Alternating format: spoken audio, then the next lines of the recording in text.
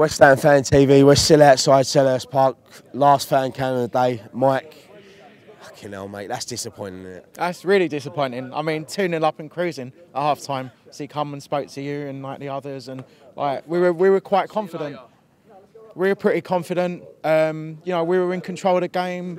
Palace didn't really look in it, and then obviously second half we come out. I don't think we can blame our approach to the second half, but to give a penalty away, 5 minutes into the second half is just criminal, absolutely criminal. You might as well gift wrap it to them with a bow and put a cherry on the top as well. Because I think one thing I would say though, even after the penalty, I still think we look comfortable to see out that game. And for me, what cost us that game was that last Antonio in the corner. He should have held that ball. The thing is though, Ryan, I could see, like, I wasn't far from you, so I could see the same game as you. I saw several gilt-edged chances, like Hernandez. He was one-on-one. Well, sorry, he went to the byline, and instead of crossing it, or he should have actually shot, but he went to the byline instead. And it looked like Hernandez. I don't know whether it's because he's been playing out wide before that he's just positionally, his positional sense is not all there at the moment, or I don't know. But then he had a chance after that, maybe 15, 20 minutes after that, towards the end, where. Again, like almost one-on-one with a keeper. Why not shoot? It's almost like it didn't look like he wanted to shoot. It didn't look like he had the confidence to shoot. Yeah. But, I mean, obviously, we could all stand here and say, like, it was Antonio's fault. I think it was. You can't just blame one player. No, I'm not blaming Antonio. I'm not going to stay here and blame Antonio for...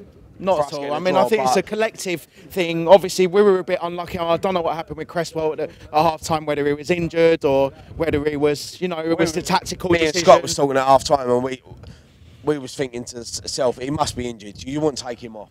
Well, it was like they're injured or he was knackered. But there are other players that had played like longer than, obviously, like the same amount of time as him on Wednesday at Wembley. So, and obviously he got a bigger pitch at Wembley as well. He got more running, and like he did do a lot of running, to be fair to him.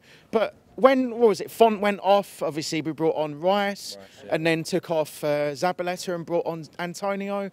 What do you think of that substitution? Because for me that was that was a weird one, wasn't it? I think it was a bit of a weird one, because I think you like, from what I saw, we were playing like three at the back again with the 3-5-2 with a wing-back formation. Obviously, Cresswell on one side and Zabaleta on the other side.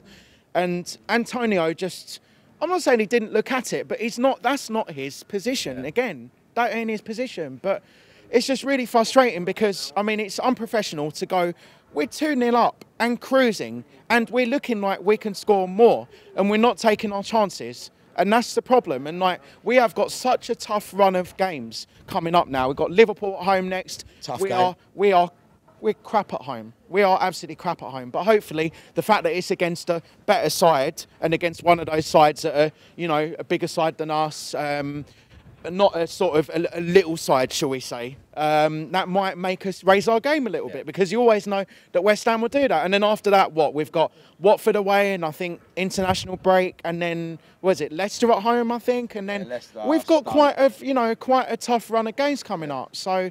And then we've got that week where we play Arsenal and Chelsea, and then Arsenal in the Cup. It don't get any easier. And then no, not really. 3 points would have been massive yesterday, but look. Do you know what? After that, I think, I don't know how the board are going to look at this one. I mean, obviously, everyone said their piece after, the Brighton game, and there was all the knives were out for Bilic, but I actually wanted him to succeed. I wanted him to succeed. Let's talk about Bilic quickly. I mean, last week, David Sullivan...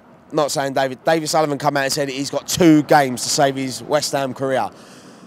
He won at Wembley on Wednesday night, and he's got a point here. Do you think that's enough now to see him out for the season, or to January at least?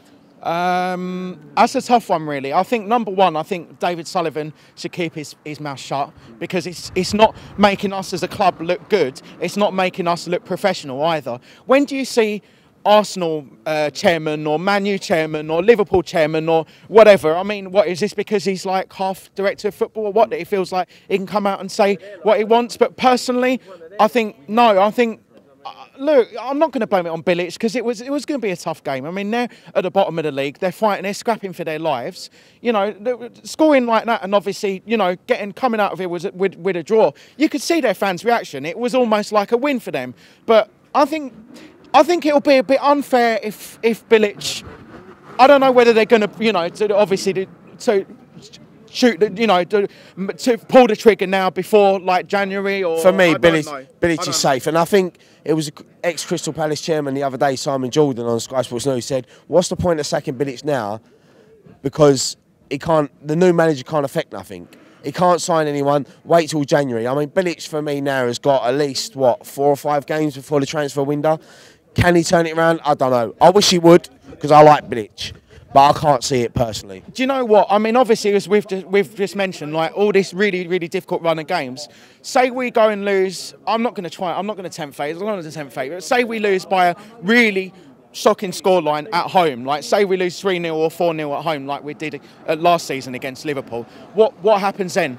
What happens? But I want him. I like Bilic as a guy. I think he's got charisma. I don't think he's lost the dressing room, but there's something not right at the moment still. There's just something not right, and I don't know if it's our tactics. I don't know if it could be back to the training. It could be because he's got too much pressure from the boards, that he's got all this interfering, so he can't really do his job properly.